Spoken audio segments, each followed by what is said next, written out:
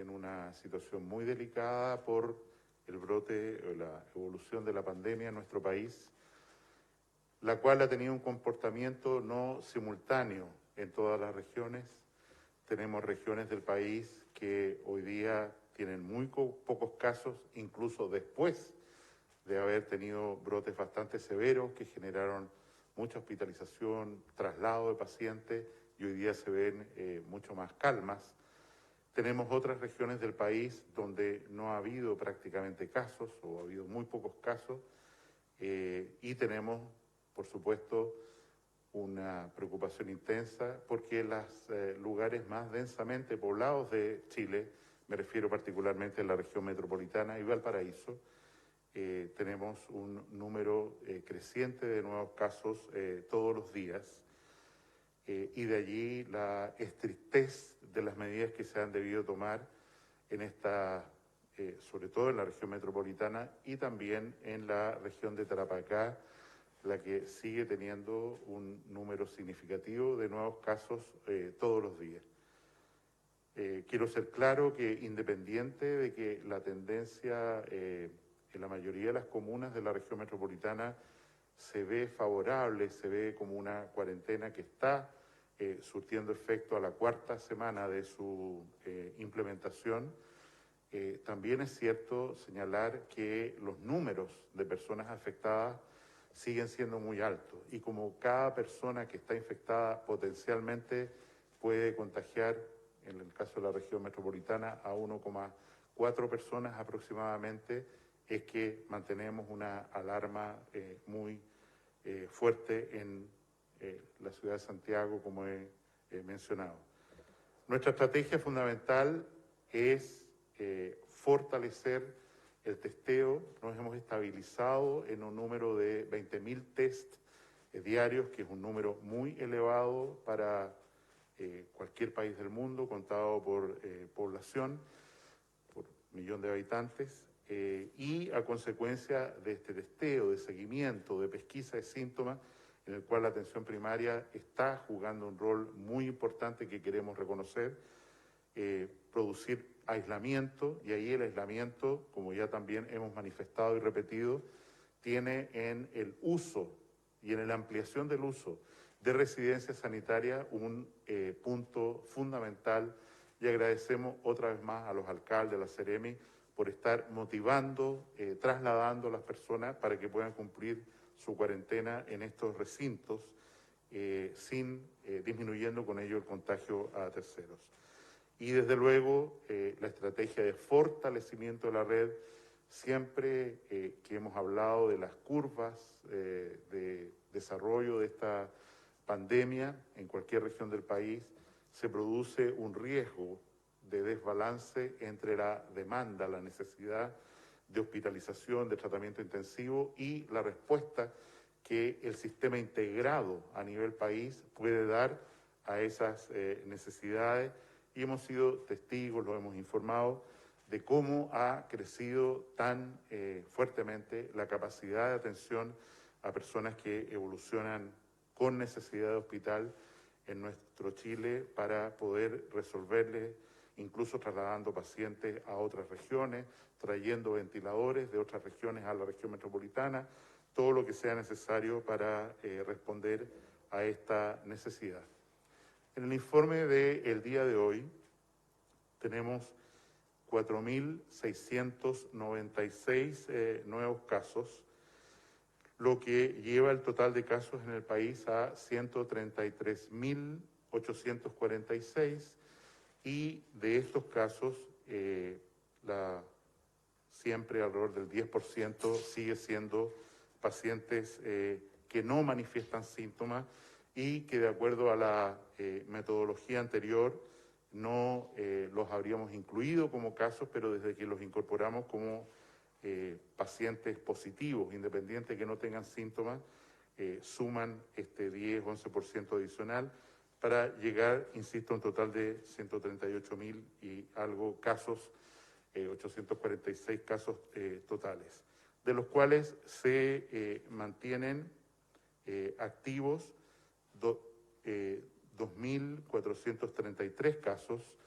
24.334 casos, se me ocurrió un punto, 24.334 activos, que son los que consideramos contagiantes, personas que pueden transmitir esta enfermedad a otros. Hoy día lamentamos reportar 74 nuevos fallecidos a nivel del país, lo que nos lleva a una cifra total de 2.264 fallecidos. Quiero hacer la prevención que la inscripción en el registro civil de fallecimientos, como lo sabemos, durante el fin de semana suele ser menor y por lo tanto el día de hoy, mañana, pueden aparecer un aumento de los fallecidos del fin de semana que todavía no están incorporados o informados en la base de datos del registro civil que consultamos cada mañana. Hay en el país 321 ventiladores mecánicos disponibles con una ocupación del 89%. La tasa de ingreso a unidades de tratamiento intensivo ha disminuido y esto se debe fundamentalmente a que se han dotado otras unidades, no unidades de tratamiento intensivo, fundamentalmente con ventiladores mecánicos, por ejemplo, servicios de urgencia, intermedio, y el uso cada vez más creciente de esta tecnología de oxigenación de alto flujo que ha producido un muy buen resultado, mucho mejor de lo que en realidad la literatura internacional reportaba. Tenemos 1.581 pacientes en tratamiento intensivo, en salas de tratamiento intensivo, de los cuales 1.333 están conectados a un ventilador mecánico y sus médicos tratantes consideran que 380 de ellos están en condición crítica. Respecto a residencias, tenemos 11.812 residencias como cupos totales, camas, en un total de 130 locales, hoteles, en fin, centros de eventos, de cajas de compensación, disponibles para seguir trasladando pacientes para su aislamiento en estas regiones. Básicamente ese es el informe del día y quisiera ceder la palabra al ministro Kub para que se refiera también a la metodología, dado que él ha colaborado intensamente como ministro, su ministerio, su cartera, en la mesa de datos, en proyecciones, a la metodología que hoy día estamos usando y de la cual di cuenta ayer para informar sobre todo el cambio de fallecidos. Gracias. Muchas gracias. Muy buenos días a todos y a todas. Estamos enfrentando una crisis sin precedentes y que nos ha exigido construir una infraestructura de datos que no teníamos y que probablemente no tenía ningún país del mundo para enfrentar esta epidemia. La estamos construyendo junto con responder a todas las exigencias que ha dado cuenta el ministro de Salud y el presidente cada mañana en este punto de prensa. Quiero referirme brevemente al cambio metodológico respecto a los fallecimientos y cómo se están reportando. Este cambio metodológico explica que algunas personas ahora se excluyan de la lista y otras, un número significativo, muy significativo, ingrese ahora a estas listas,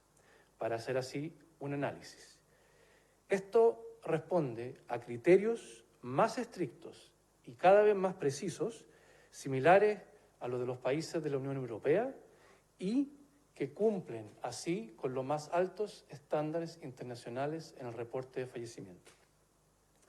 Mejorando, una vez más, no solamente la cantidad, sino que la calidad de la información que estamos entregando diariamente y que como Ministerio de Ciencia estamos haciendo un esfuerzo muy significativo para que esa información se entregue diariamente y esté disponible de libre acceso para cualquier persona para hacer análisis y para también informar a la ciudadanía. Lo que estamos entregando hoy día con este cambio metodológico es una fotografía actualizada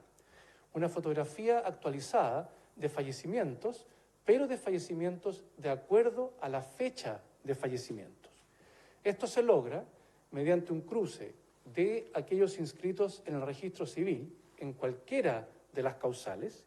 excluyendo aquellos que fallecen por otras causas, por ejemplo, traumas, accidentes, infartos, lamentablemente también suicidios. Esta base de datos del registro civil se cruza con la base de datos de los exámenes de PCR y, por lo tanto, se logra una vinculación entre los fallecimientos del registro civil por cualquier causal que incorpore COVID con aquellos que tienen un PCR.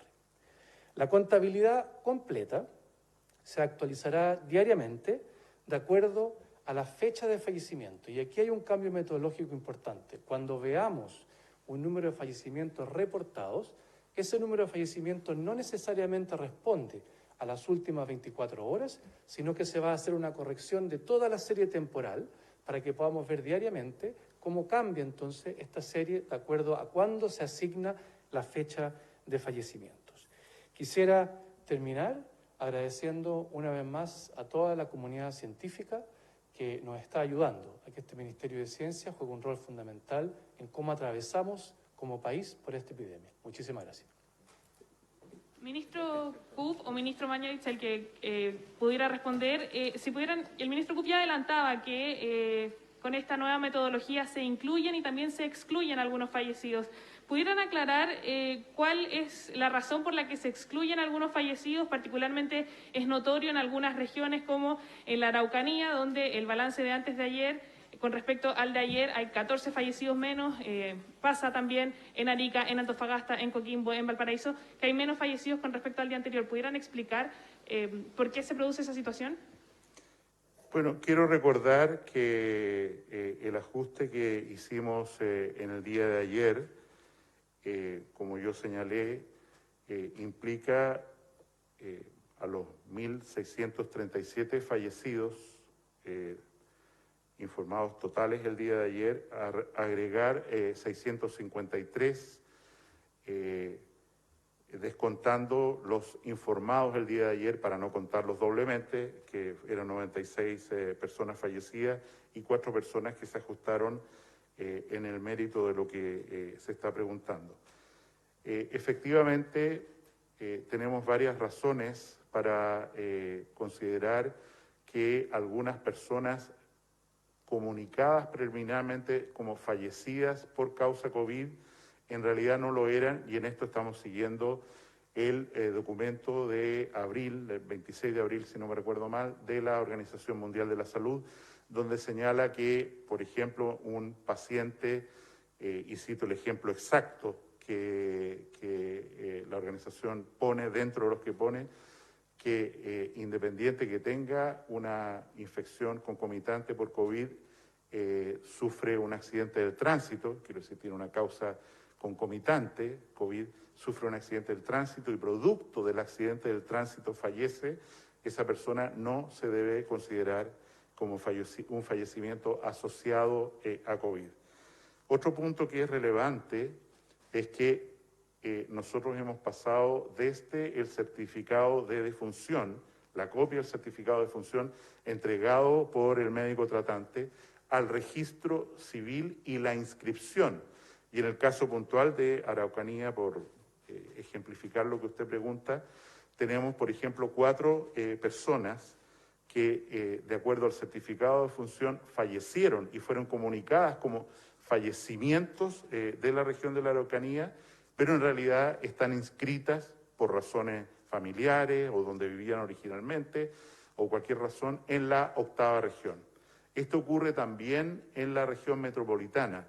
fallecimientos que ocurrieron reportados en el certificado de defunción, que era el dato que mirábamos antes, pero inscritos en el registro civil como un fallecimiento con domicilio en la ciudad de Santiago, eleva el número de la ciudad de Santiago de fallecidos y lo disminuye en otra parte. No es que se hayan contado 2 veces, sino que el lugar de inscripción es diferente al lugar de fallecimiento y eso explica, ¿no es cierto?, que, insisto, en el neto no haya una variación. Quiero también ser muy preciso en el sentido de que estamos atentos a 2 cosas. La primera, toda información o solicitud de cambio de criterios que haga la Organización Mundial de la Salud.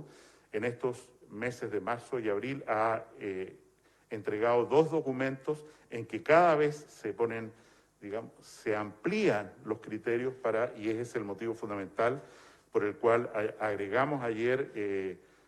un número de fallecidos para llegar a los 2.264 que estamos hoy día, una cifra muy distinta, por supuesto, a los 1.637 que teníamos hasta hace 2 días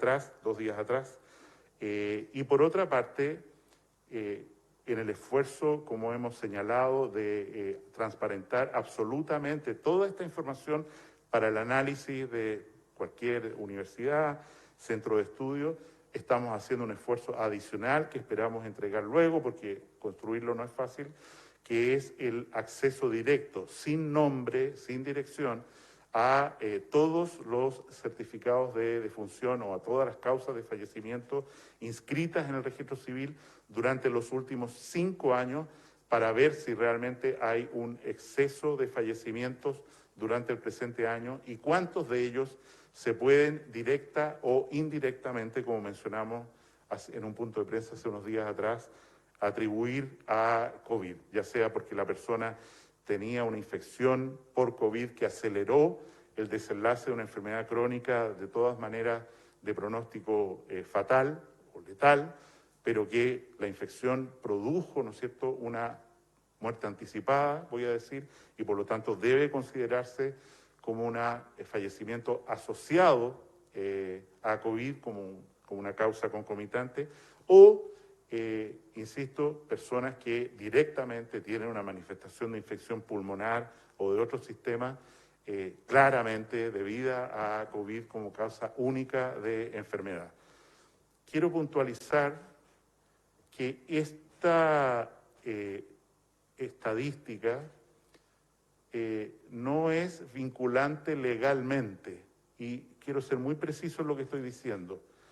El DEIS, el Departamento de Estadísticas para la Información de Salud, tiene que analizar, y lo hace normalmente con 1 año de demora, cada uno de los certificados de defunción y establecer una cadena de hechos causales que llevaron al fallecimiento.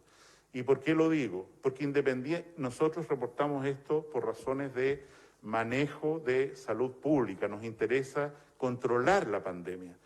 Pero esto no significa, para decirlo en concreto, que habiendo una declaración de pandemia mundial, una persona que está protegida por el auge o por otra seguro, ¿no es cierto?, en una enfermedad determinada, deje de perder esa cobertura producto de que se asoció una enfermedad como COVID y esta aparece en nuestro registro como vinculada al hecho del fallecimiento de esa persona. Ministros, buenos días. La semana pasada usted anunciaba que ya durante estos días se va a empezar a aplicar un nuevo test de salida. Durante esta jornada conocimos la opinión de la Sociedad Chilena de Infectología, que señalaban que no era recomendable cambiar o en este caso sumar un nuevo método de toma de muestras. Indicaban que los estudios publicados sobre este test eran con un número limitado de muestras y que además implementar este tipo de nueva metodología solamente se justificaba si es que hubiera un déficit de los insumos del otro test que ya conocemos de hisopado nasofaringio. ¿Qué responde usted frente a esta opinión de la Sociedad de Infectología y qué antecedentes hay del uso de este test de salida en otros países, si es que ya hay mayores estudios de cuán efectivo es? Bueno, yo insisto, este es un tema que fue discutido a iniciativa del comité de expertos, nosotros no se lo planteamos como pregunta, y de ellos, que en mi opinión son personas muy connotadas en la salud pública, epidemiología e infectología, hay infectólogos también en ese comité, coincidieron en que usar el test de saliva es mucho más eficiente, menos riesgoso para la que toman la muestra, más rápido de aplicar, etcétera. Nosotros no tenemos un problema de insumos para la toma de muestras, pero sí nos interesa masificar aún más la toma de PCR y efectivamente esta iniciativa que recomienda como una medida complementaria el grupo de expertos y está publicado por lo demás en el registro de lo que ellos presentan como propuesta, muy bien fundamentado, es algo que vamos a tomar, como ellos dicen, progresivamente, sobre todo en la atención primaria. Ministro, pero la cantidad de laboratorios sigue siendo el mismo y por eso la cantidad de exámenes que se pueden procesar va a seguir siendo también el mismo. ¿Va a ir de la mano quizás también con un aumento de laboratorios importante? Así es. Tenemos 2 o 3 situaciones. La primera es el número total de laboratorios, que hoy día son 83 y que siguen aumentando, incorporándose. Está en evaluación el laboratorio de la Fundación de Salud del Teniente, por ejemplo, en Rancagua y así otros, ¿no? Se acaba de aumentar el laboratorio de la Ceremi de Arica, también para fortalecer esto. O sea, el número de laboratorios, como lo hemos dicho, está aumentando. En segundo lugar, la capacidad de procesamiento que hace cada laboratorio también está aumentando porque han extendido los turnos, están trabajando 24 horas en las noches, en fin, o porque se han comprado equipamientos para aumentar la capacidad en un laboratorio determinado. Y como lo hemos dicho todos los días, si ustedes analizan los datos de aumento de exámenes, el número de exámenes procesados ha aumentado cada día. Hoy día informé más de 20.000 exámenes y 20.040 para ser exactos. Y en segundo lugar, los tiempos de procesamiento, siempre esto es una curva con, digamos, personas que demoran más, personas que demoran menos, pero la velocidad entre que se toma la muestra y tenemos el resultado también se ha aumentado en forma muy importante. Y en ese sentido tenemos tranquilidad que la estrategia que hemos tomado desde el principio, que es testear, independiente de que los números de personas que tenemos que testear evidentemente han significado un aumento importante de la carga de trabajo. Esa carga de trabajo la estamos respondiendo y vamos a seguir aumentándola según he indicado recién. Ministro, buenos días. Supimos de una reunión por Zoom que tuvo ayer con la oposición y el oficialismo y trascendió que usted les planteaba que esta pandemia se ve compleja por lo menos hasta el mes de octubre. Quisiéramos conocer esa proyección que se hizo en esta reunión. ¿Qué nos podemos esperar frente a la pandemia del COVID-19? ¿Cómo se ven los meses que vienen? Como señalé y repito en esa reunión, que en realidad fue convocada por el senador Jorge Pizarro, donde había expertos, parlamentarios de oposición y oficialistas, y que están trabajando muy intensamente en un acuerdo de apoyo social para los próximos meses. Valoramos mucho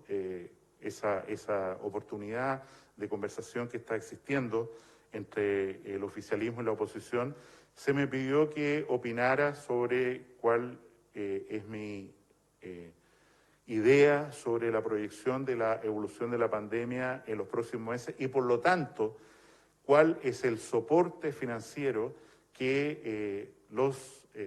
el Estado, Chile, debe aportar para poder cumplir con éxito todas las medidas de control de esta pandemia. Y lo que señalé respecto a su pregunta es que lo que estamos viendo es que la curva de evolución de casos nuevos en Chile tiene un comportamiento muy heterogéneo. En algunas regiones sube, en otras baja, de manera tal que esta curva única para Chile no existe. Y en ese contexto, dado que hay regiones del país donde todavía tenemos muy pocos casos, otras que están saliendo, como he mencionado, señalé que efectivamente estas curvas de subida y bajada regionales normalmente deberían durar y debería, por lo tanto, ayudarse en la región correspondiente con este concepto de un pacto social, un pacto de ayuda, que es lo que me señalaron los parlamentarios que estaban discutiendo. Debería prolongarse, insisto, algún nivel de ayuda, más algunos meses, menos, de acuerdo a la población, hasta la próxima primavera. Buenos días, ministro. Preguntarle por, este tema han habido varias dudas respecto de la calificación de contacto estrecho y qué medidas seguir luego de este. Por un lado tenemos, bueno, este decreto que dice que con un PCR negativo se descarta la enfermedad y se puede interrumpir una cuarentena, pero también vemos que en el caso, por ejemplo, de la subsecretaria Daza, usted dijo que ella iba a cumplir, independiente del examen, iba a cumplir los 14 días de cuarentena. Han surgido algunas dudas, sobre todo desde la ciudadanía, entonces preguntarle si puede, en fondo, aclararle a la gente en sus casas qué es lo que hay que hacer en caso de un contacto estrecho, si seguir el camino que siguió el subsecretario Zúñiga finalmente o el que siguió la subsecretaria Daza.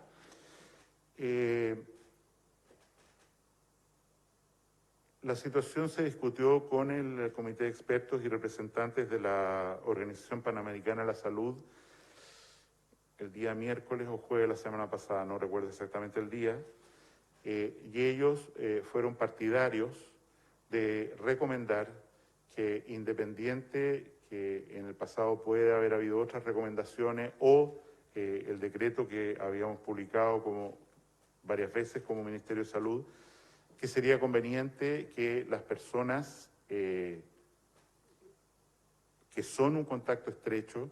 efectivamente hagan una cuarentena total de 14 días desde el último contacto que tuvieron, el supuesto contacto estrecho, ¿no es cierto?, hasta completar ese periodo. Esto, a pesar de que después del 8º día la posibilidad de un contagio es prácticamente nula, ellos quieren ir más allá y solicitaron información adicional o un pronunciamiento adicional sobre esta materia, particularmente a OPS o OMS. Mientras tanto, la estrategia que el Ministerio recomienda y va a seguir después de esta reunión de este jueves, o miércoles, perdón, es que las personas que tienen un contacto estrecho, verdadero, hagan una cuarentena de 14 días independiente del resultado de PCR que puedan tener en el proceso de este confinamiento. Y es por eso, como señalé,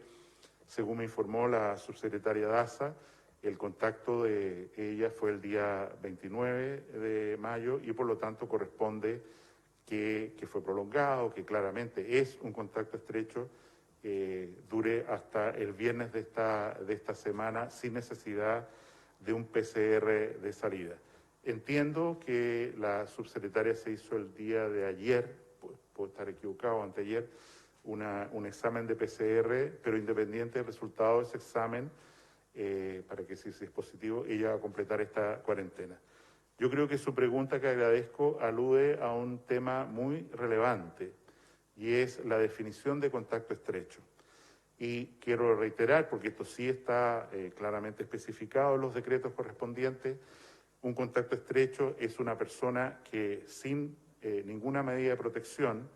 un trabajador de la salud, por ejemplo, está durante más de 15 minutos en contacto directo a menos de 1 metro con una persona que puede contagiarlo o que está demostrado como un caso positivo en el caso de los pacientes hospitalizados o, como en el caso de la subsecretaria, en la situación del chofer que la acompañó ese día 29. Como hemos dicho y reiteramos, reanalizado por la Seremi de Salud, el contacto del subsecretario no cumplía con la condición de ser un contacto estrecho. Él ya ha completado prácticamente 17 y 18 días desde ese evento, digamos, y por lo tanto la situación de ambos es diferente y aprovechando su pregunta, quiero comentar que la subsecretaria Daza sigue actuando como subsecretaria, no está con licencia médica, está sana, no tiene manifestación de enfermedad y de hecho participó en la reunión de hoy día de la mañana a través de teleconferencia. Perfecto, ministro. En ese caso, entonces, ¿qué va a suceder con el decreto que está actualmente publicado, que es la última comunicación oficial en el sentido? ¿Se va a modificar ese decreto? Se va a modificar, entiendo que se va a publicar en el diario oficial el día de mañana para acogerse a lo que hubo en esta reunión entre el Ministerio de Salud, OPS y el Comité de Expertos la semana recién pasada. Buenos días, ministro. Ayer a las 19 horas se publicó un video a través de redes sociales del gobierno que dura 20 segundos y dice que nada de esto estaría pasando si todos respetaran la cuarentena y las medidas sanitarias, a través de imágenes donde se muestran ambulancias, sonido de las mismas y también pacientes que están siendo intubados, por ejemplo.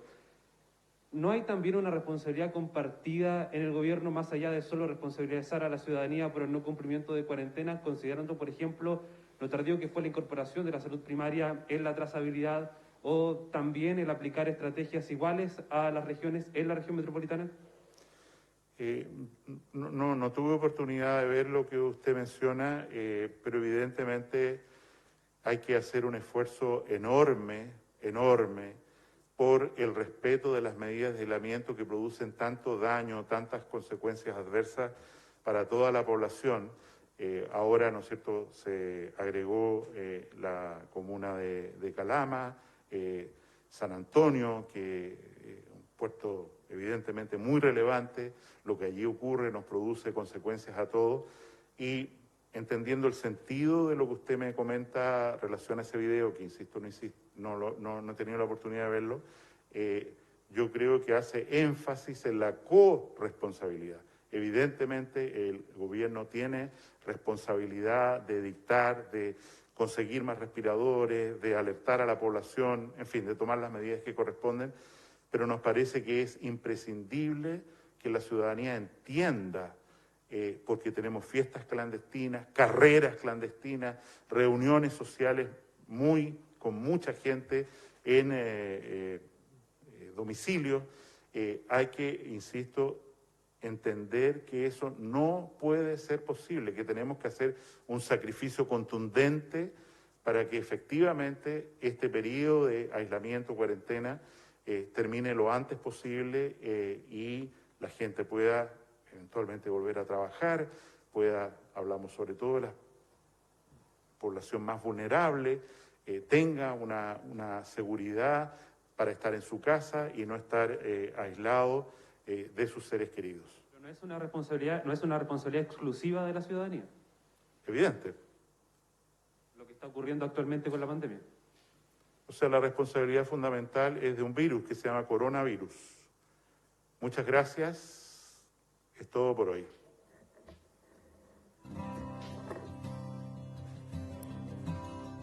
Transmitió el Gobierno de Chile. Agradecemos a los canales de televisión y radioemisoras que integraron esta red voluntaria.